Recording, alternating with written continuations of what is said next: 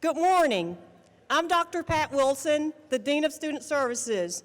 I'm extremely excited and pleased to be a part of our 8th Student Success Symposium. On behalf of our president, Dr. James Klauber, who regrettably could not be with us, I bring you greetings and extend a heartfelt welcome to each of you. It is my sincere pleasure to acknowledge Dr. Kermit Carter, my predecessor as Dean of Student Services, and the impetus and driving force of Calhoun's Student Success Symposium. Please join me in acknowledging Dr. Carter.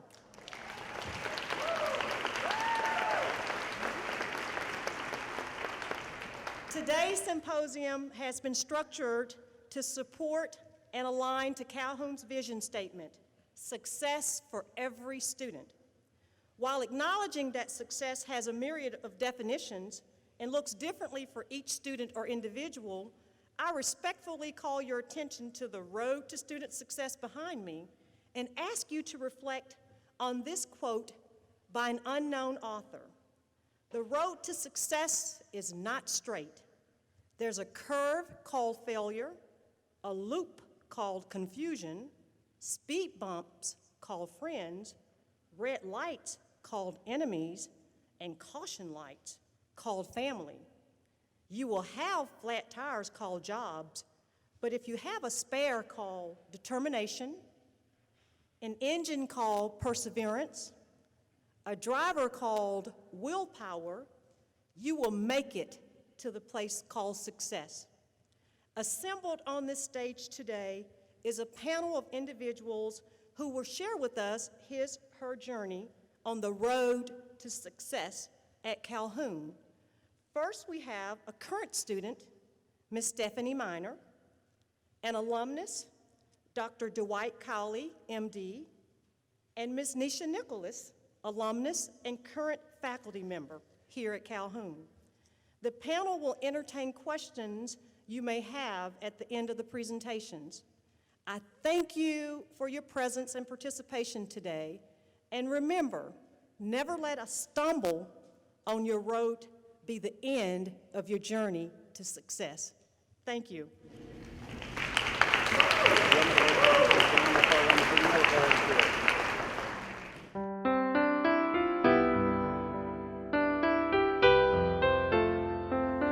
Stephanie Miner and her service dog, Astro, have put a few miles on the Calhoun campus over the past several years. She's working to earn a degree in general education. I'm right here at the end of it. One more class and I'm done. She never allows the challenges of life to get in the way of success.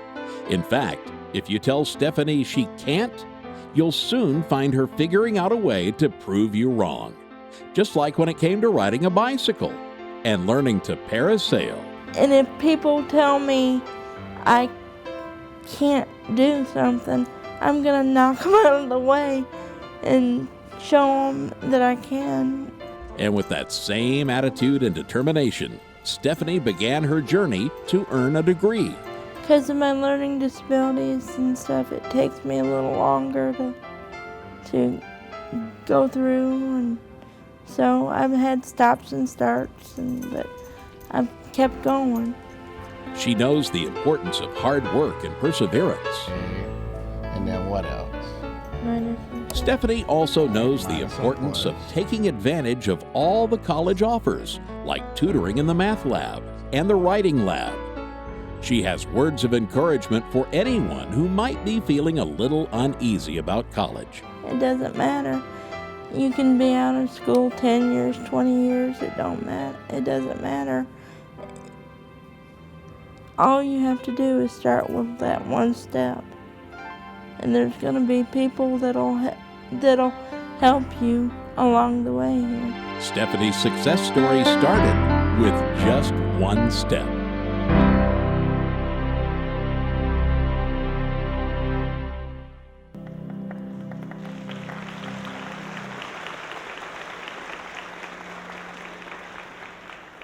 My name is Stephanie Miner, and this is my story. I have lived with my best buddy, cerebral palsy, for the last 42 years. As a result, I have gained a unique perspective on life and learned a thing or two about perseverance. Perseverance is steadfastness in doing something despite difficulties, opposition, failure, or delays in achieving success. I believe my name is also somewhere in this within this definition. My first semester at Calhoun Community College was the fall of 1993. I was able to achieve an A in orientation and a D in One Nemesis to Come basic math. The important part of this auspicious beginning was something I've never forgotten. My dad told me that each credit I had earned could never be taken away. I just never dreamed that they would have to last this long. Not too long ago, I had a counselor tell me that when I finished, the school would probably put my picture on the founder's wall.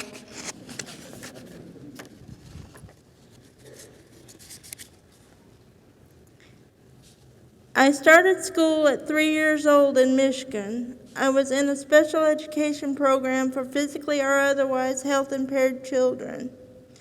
The program was recognized on 60 Minutes television show with newscaster Dan Rather. The teachers and classroom aides were all special education certified, and the program was within a regular school, and students were mainstreamed to general education classes for subjects they did well in. I was in 5th grade when my dad got a job transfer to Alabama.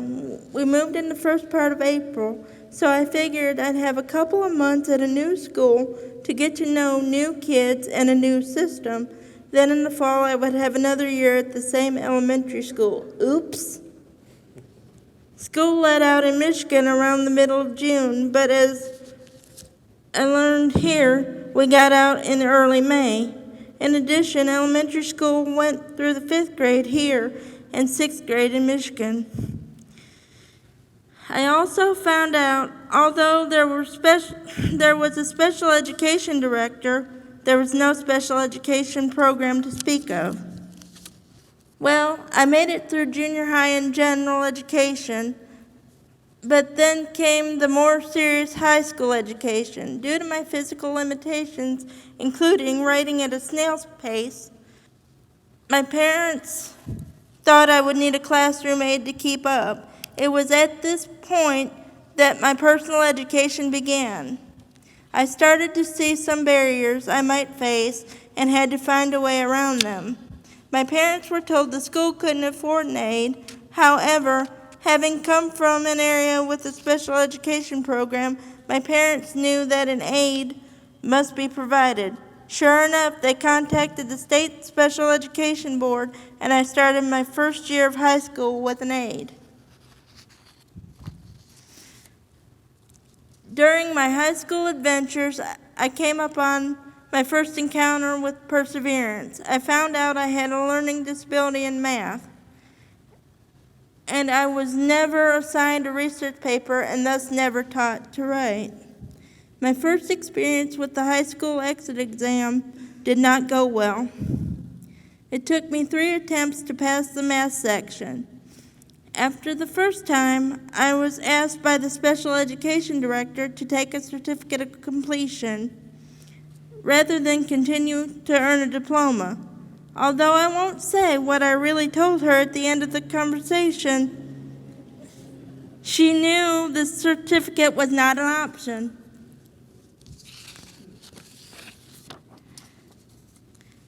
Due to my disability, planning was always a big part of my educational experience. While still in high school, I was introduced to a counselor from the vocational rehabilitation department to help plan for my successes after graduation. I remember talking to a counselor, and I told her I wanted to go to college and learn to teach deaf children. I was told this could not happen due to my lack of hand dexterity and that I probably wouldn't be successful in college. It was suggested that after graduation, I should work in a sheltered workshop.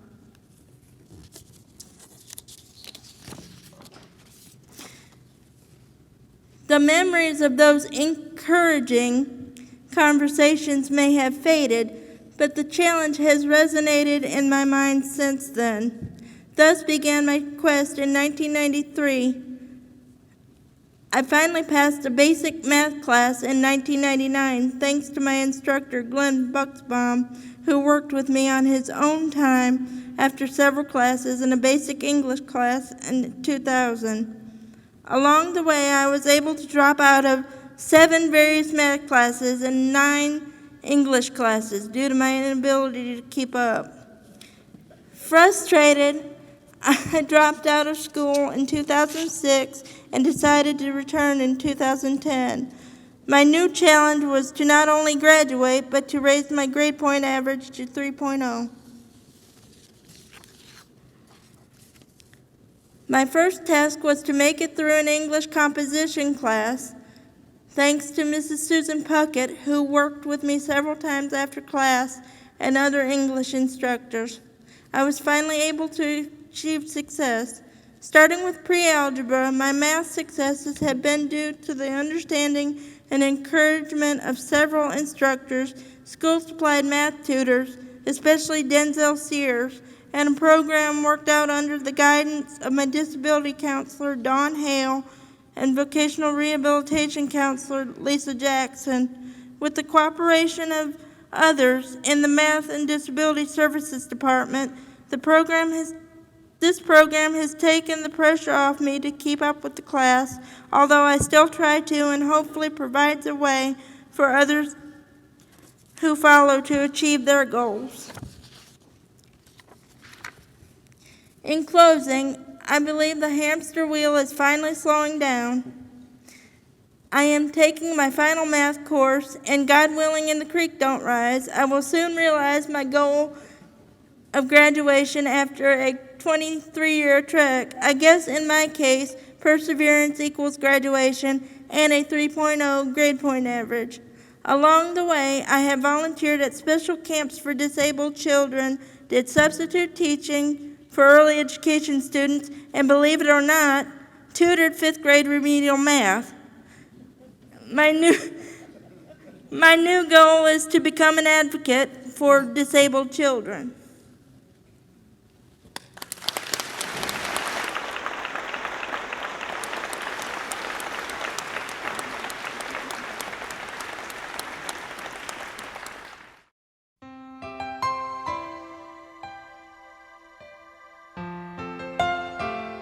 Hello. Hello. I'm Dr. Cowley. I'm Tori. Nice to meet you, Tori. Nice to meet you. All right. What do we have today? I'm actually doing a fellowship, emergency medicine fellowship up in Jackson, Tennessee. It's through the University of Tennessee. Finished up in 2007 from University of Tennessee Medical School. I finished here at Calhoun.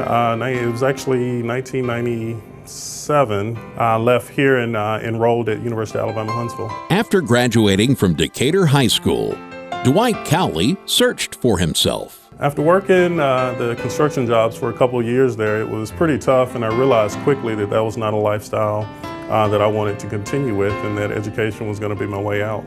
Calhoun Community College provided that education that began Dwight's academic career. Calhoun was wonderful. When I started Calhoun, they embraced me as an individual. They saw the potential, and so many individuals along this path, from Dr. Jill O'Neill to Miss Maddie Burks to Carla Sweeney, Elliot Tyler, Randy Cox, Linda Lowry in the Learning Center. So many people embraced me and helped me throughout the journey. So here I found out that I can, and so just establishing that foundation in education really helped me, more or less helped propel me as I moved forward throughout my academic career. So it's a great place to start. Dwight graduated from Calhoun and enrolled at UA Huntsville and majored in biology. Graduated and started working in research genetics. Left there and went to medical school at the University of Tennessee. A setback stopped Dwight and his pursuit of his doctorate. I was involved in a car wreck after my second year, which cost me some time. I spent roughly 6 months doing rehabilitation from the injury sustained with that. So I was actually out of school, what turned out to be a complete academic year. It was tough to be away from something that you've worked so hard for, something that you love. And so to be out for that period of time was tough. It was very tough to deal with, but through the help of the good Lord, friends, family, we got through that little rough spot and we kept going. Dwight finished his doctorate in 2007. From the sniffles to car accidents, Dr. Dwight Cowley is there to help his patients recover. He is quick to remind people where he got his start. I've let individuals know that, we have this little hidden gem here in, Calhoun Community College, and it's such a wonderful place to help build your confidence, your foundation for the academics and move forward. So, it's a great place. His advice when dealing with bumps in the road? Never give up. I always tell individuals that I speak with that dreams never die, and so to pursue your dreams, you have to be dedicated, determined, and focused, and you never give up on that despite the obstacles that you may come about. So, it's easy to get knocked down, but you find yourself, you get up and you keep going.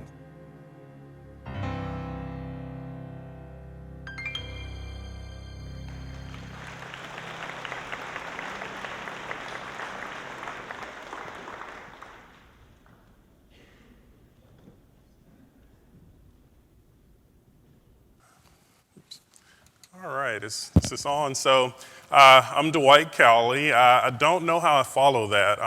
Mr. Westerrain did an awesome job in putting that together, but I'd like to start by saying thanks to Dr. Wilson and the Calhoun family for inviting me to come in and speak in this Student Success Symposium.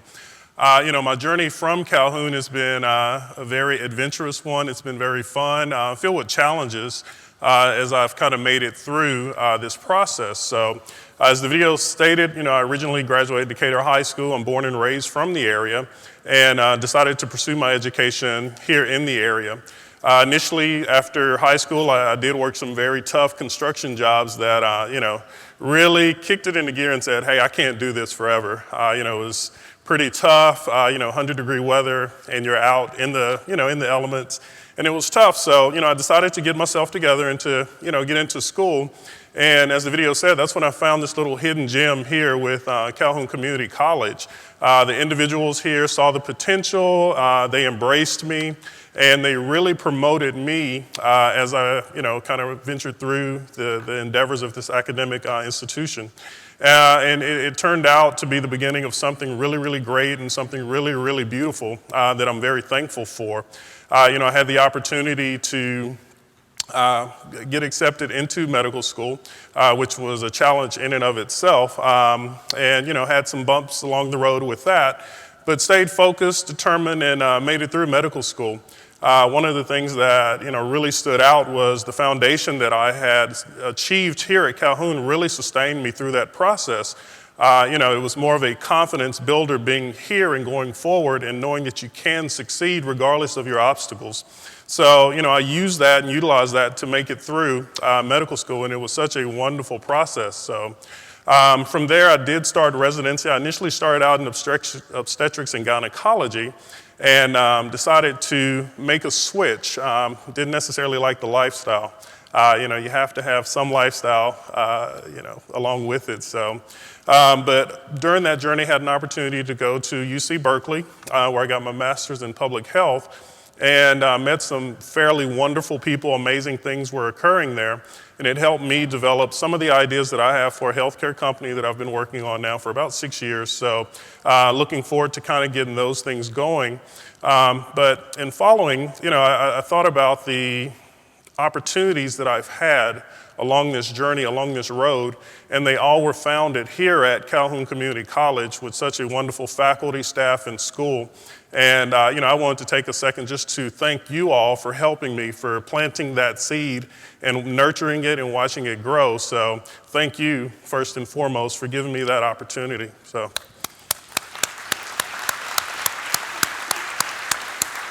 As I look out and I see all these faces, I thought I'd be really nervous, but I just kind of realized I'm back home, so, it's not all that nervous. But, I'd like to encourage the students to definitely take the opportunity that you have here to embrace the education and to make it the foundation of your dreams, your success, because this is a great opportunity. It's a great place, learning institution.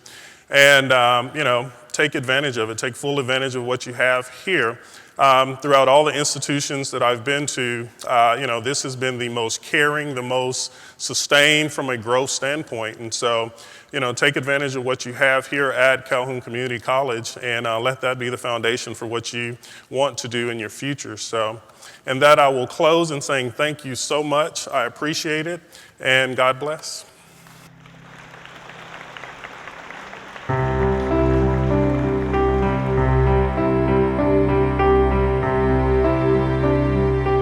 Most veins are carrying deoxygenated blood. I love teaching the human body. I love teaching students that are trying to get into nursing. Nisha Nicholas teaches natural sciences at Calhoun Community College. I have been very fortunate over the past 10 and a half years here at Calhoun. I started out as an instructor of biology and teaching anatomy and physiology, and I found that I fell in love with that. My highest degree is a master's degree in biology that I earned from UA Huntsville. I received my associate's degree here at Calhoun in 2000. Calhoun's an amazing place to start. I think if I'd started anywhere else, I would have failed. Her journey to success was anything but a straight line. I started going down the wrong paths, and that ended up with me getting married, and I dropped out of high school. So for a lot of years, I really didn't do anything. Well, I was almost 34. Now that included 2 failed marriages, so 2 divorces, and finally started getting my feet back on the ground. Life changed when she visited court with one of her friends and took notice of one of the lawyers. And I remember looking at the attorney thinking, I could do that, and I could win every case. And so I told her, I said, I'm gonna look at some college classes. Nisha turned to Calhoun Community College, but she was still unsure of what she wanted to do. I went through several failed majors. I was going to be a computer programmer. I had these big green dollar signs in my eyes, and forensic science, and several things before I really realized that I loved doing biology, so it stuck. I fell in love with learning when I was at Calhoun. After graduating from Calhoun Community College, Nisha transferred to the University of South Alabama and then Athens State. She then found herself in graduate school at UA Huntsville. I was able to study breast cancer research, which was very near and dear to my heart because my mother had been diagnosed with breast cancer while I was a student and eventually passed away before I was able to finish my degree. Nisha says that she's not shy about telling her story. The reason? I find that I relate to the students because of the path that I took to get here, and I'm able to also use that to motivate students. One of the best things that was ever said to me was when a student came to me one day after a really tough exam, and she said, I wanted to quit so badly, but I remembered you telling me your story on the first day of class, and I knew that I couldn't stop. I knew I had to keep going, and I would just wonder how many other students think that, so I keep telling my story to my students, just hoping that at least one of them hears it. My message is never give up. It would have been so easy to give up, but if I'd given up, I wouldn't be sitting here talking to you. Through determination, hard work, and a love for learning, and then taking that knowledge and passing it along to her students, Nisha Nicholas never gave up and is a true Calhoun success story.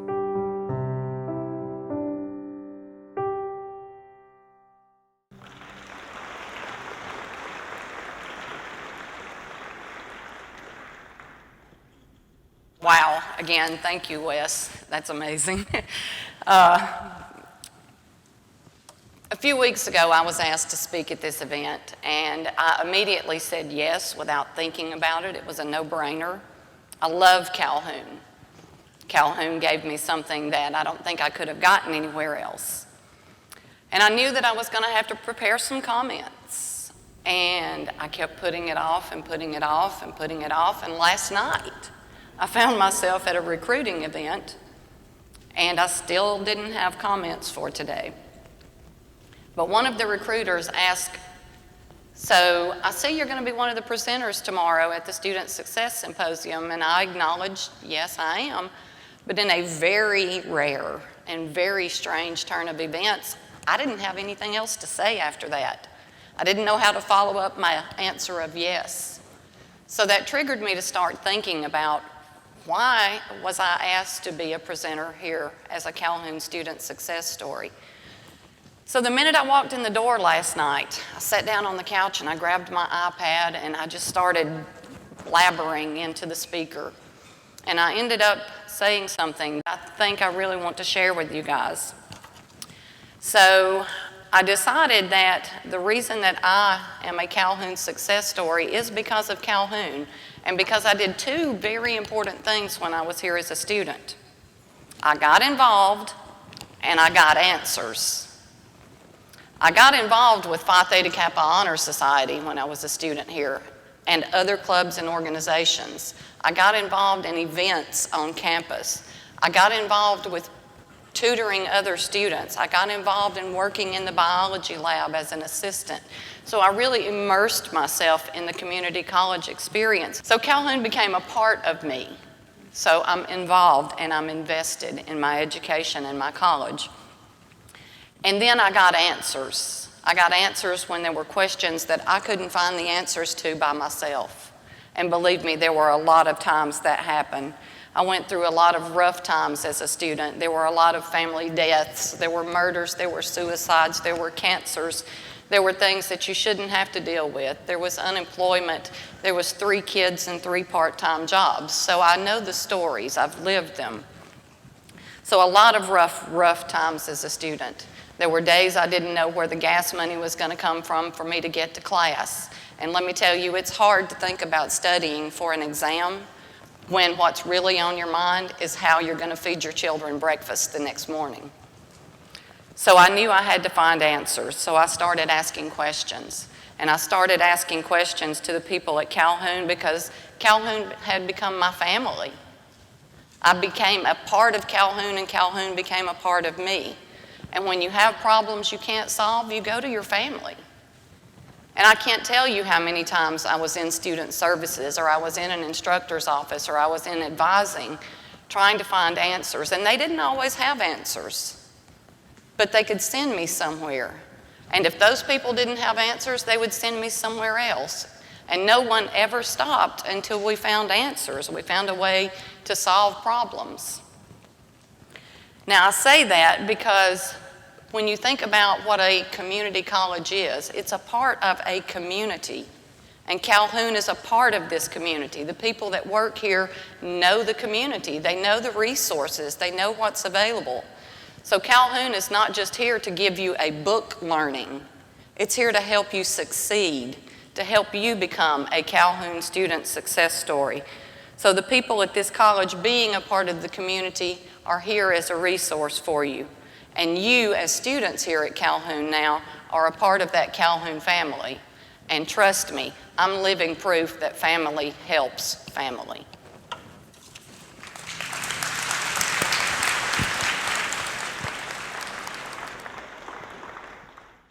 Wow.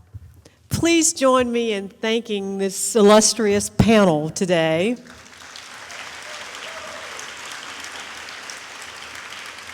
My heart is so touched by the story, and each of you obviously you've got a story in which you can, that you can perhaps relate to some of the things that were said. We certainly want to allow you the opportunity to ask any questions. I think our Warhawks are assembled somewhere, are they? And so we're going to do a Q&A session before we conclude, and I'll tell you what next steps are. So we've got these individuals assembled here, and sure, there are burning questions that you'd like to ask. So if you've got questions, the Warhawks are in the red shirts, I believe. So do we have any questions for any of our panelists? Come on, guys. Oh, we've got one over here? Great.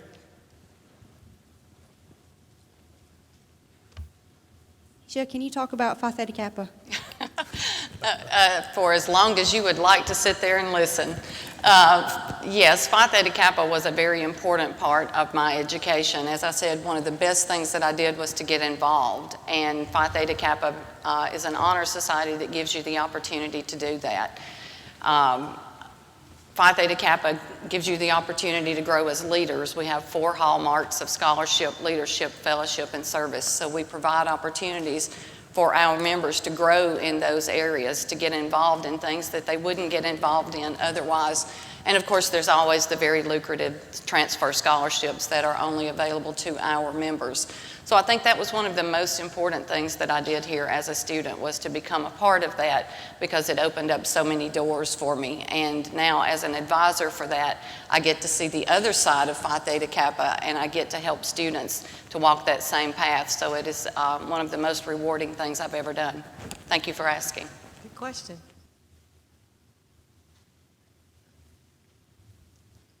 Hi. What were some specific things that helped you when life got in the way? As in studying or making sure you get your homework done? Yeah. Okay. Yeah. Like I said, my advisors helped me quite a bit. My parents helped me tremendously. I've had a lot of support throughout my years, and I couldn't have done it without them. Yeah, I think I echo what Stephanie is saying. You know, life is always going to present you with many challenges. Things are going to happen, unforeseen things that you're not prepared for.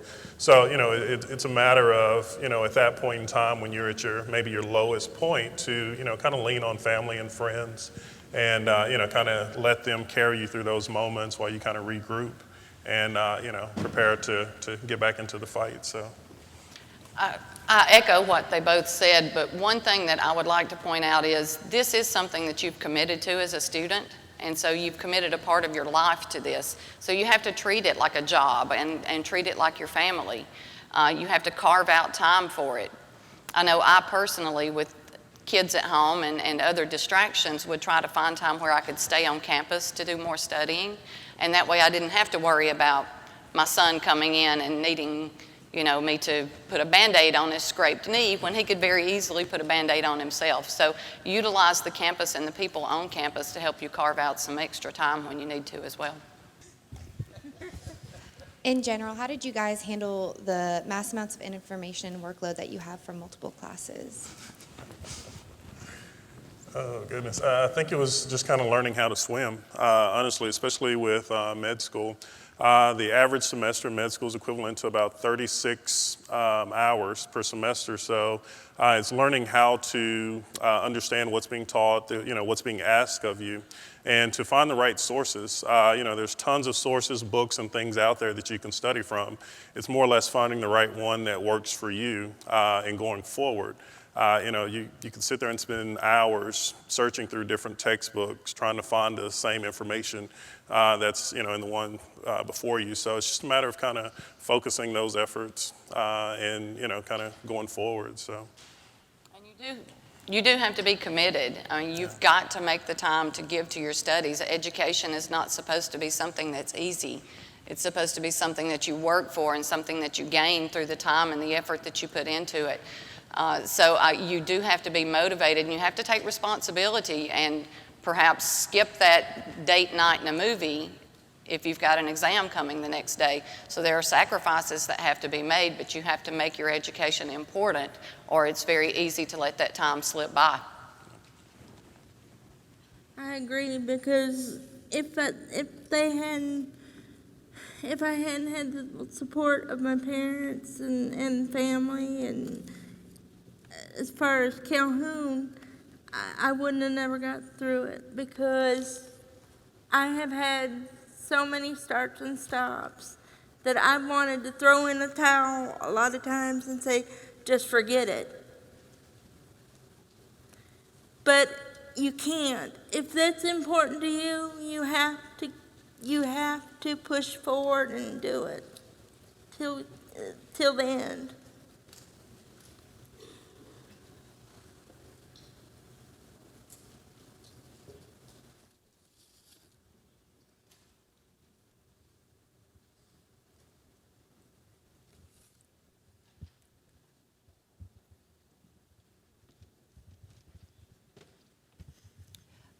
What is the Calhoun Cupboard? Could somebody tell me what that is? The Calhoun Cupboard?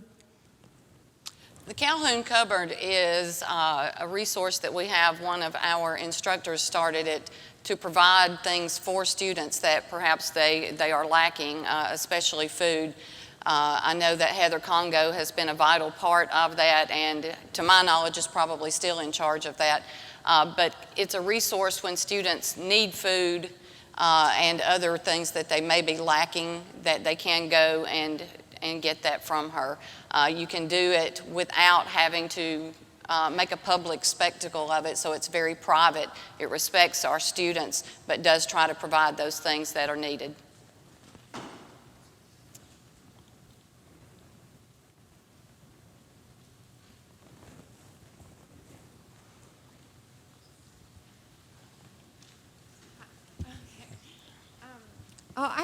So you have something that helps you with food. Is there any chance in the future that maybe like a child care program would come up, or something for single parents that don't have the extra resources or support at home, like grandparents to help? We currently do not have that as a resource for our students, but we certainly recognize that that's something we need to pursue as a support service for students. But currently we don't. We do provide referrals based upon where students live and that sort of thing, but we don't have that at the current time. Could I follow on that? I would like to add, and Dr. Wilson and probably others in administration will not be happy with me for saying this, but I personally would like to see that again. It was something that was available when I was a student here through our child development program. The students were able to get clinical hours by serving in what we of course called the daycare, so my youngest child was able to be cared for while I was in school. I think it's great, but it's something that has to be driven by enough students because it is an expensive program. So it's not something that Calhoun could just say, okay, we're going to start a child development program with a daycare. It would take a long time and a lot of money to get that set up. So while we do recognize it is a need and it's something we've had in the past, it's not something that could immediately be put back in place.